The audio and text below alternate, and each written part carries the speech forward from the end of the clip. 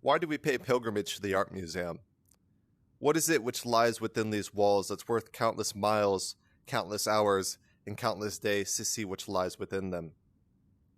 Hey, what's up, everyone? Welcome back to Apollo Art Analysis. This episode, we're going to be taking a look at a piece by the AI Generative artist Krys, Anaholic. This episode, we're going to be talking a little bit about kind of this sense of registers here. We're going to talk about texture, we're going to talk about divinity, and we're also going to talk about art museums as cultural shines. So let's jump right into it. So whenever you first see this work, you're met with a pretty grand scene here, a very tall spatial composition. And this can be split into about two main registers here. This really floods the eye. Of course, this grand sense of space up in the higher regions definitely catches the eye. It floods the eye with color, and it really captures our attention with absolute ease. And so in this work, we see two main registers. And so the first register in the descending region of the spatial composition is going to take about a fourth of the region. And so this is going to be what appears to be a very lavish or luxurious art museum there. And then here in the top region, so the ascending 3/4 region, taking up a majority of the spatial composition, is this kind of, it's almost like a divine dreamscape. We see a little bit of natural motifs. We see this kind of roiling purple smoke, and then it's all set within a kind of higher grand setting there. So two registers ripe for analysis, and we see those quite easily for sure. In the realm of color, we see the two main base sets of gold and purple, this kind of magentic lilac. And so all of that really works together. Of course, it also uses this color-based rarity, mainly in the gold, to draw the eye towards the gallery. Of course, everything around it, this purple, this lilac even spills around the edges as well. So I think that's also important to know.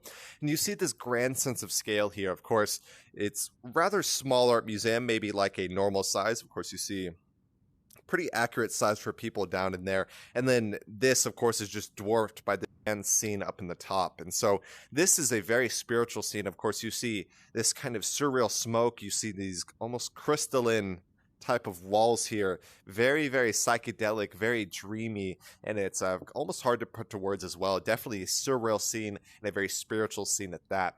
And so with this in mind, we see this sense of texture for sure.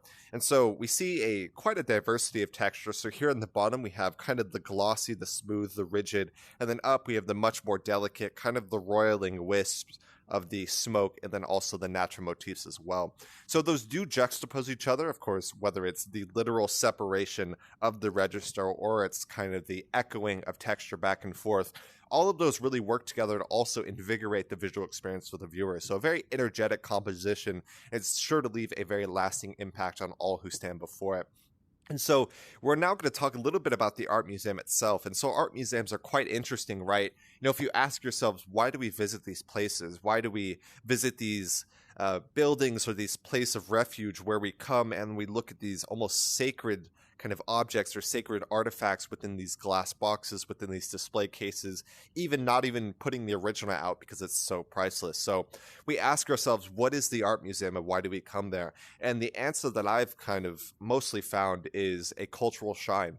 So we use these as shrines to immortalize and to keep safe many, many pieces of art that are very kind of consequential to our culture, whether it's around the world, whether it's, Egyptian art being returned to Egypt, or whether it's kind of North American landscapes. All of those are incredibly important to the individual kind of development and flourish of that culture. But more importantly, of course, it's rooted and interconnected in so many ways that's just beyond belief. And so, we think of, say, our culture, but is rooted in other cultures, just as other cultures are rooted in other cultures. So there is this sense of similarity, and there is this sense of difference as well. And so the art museum, having some glitches. So the art museum is incredibly important, of course, and immortalizes these cultural artifacts for anyone to come and view, hopefully for hundreds, hopefully thousands of years, although it'd be a quite miracle if we can retain it for that long.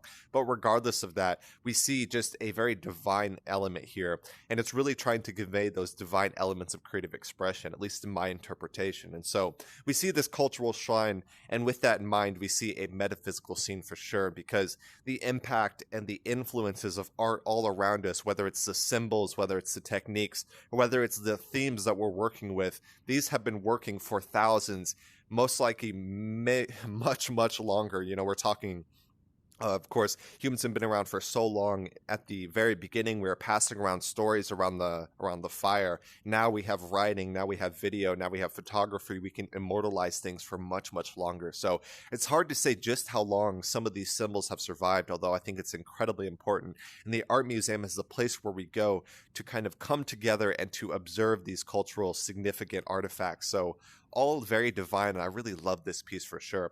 I actually had someone in our community. It was our career artist on our team, Nicholas Anton. He created Full Bloom, if you guys know that work. So he actually said that it's almost like two paintings stitched into one, and I think that's a really nice insight for sure. Of course, we talked about there's two different registers. And so we definitely see how it could be two separate paintings, but they blend together quite masterfully. And so I thought that was a really nice insight, and I wanted to share that for sure. And so this is an AI generative piece of art, so it was created by an AI, and that AI art program was Midjourney. So Midjourney is probably the most accessible program in relation to its power. It's a team of about 11 or 12 full-time members, and it's led by David Holes. And so Midjourney I've been using it quite a bit. I do prefer DALL-E 2, but Midjourney is a very unique beast. And so hope you guys enjoyed this piece. We talked a little bit about the art museum as a cultural shrine. We talked a little bit about texture, this kind of dreamy lilac dreamscape, and everything in between. So I hope you guys enjoyed. If you guys did enjoy, go check out the original artist, KRYS Anaholic, doing some really good stuff from there, and always love the work coming from that artist. Hope you guys enjoyed. Hope you guys learned something. My name is Apollo. This was Apollo Art Analysis, and I'll see you guys on the next episode. We hope you enjoyed today's episode. If you'd like to support our work directly, please check out our Apollo community tokens. Apollo Art Exchange is an ecosystem of art appreciation which elevates artists each and every day. Thanks for listening.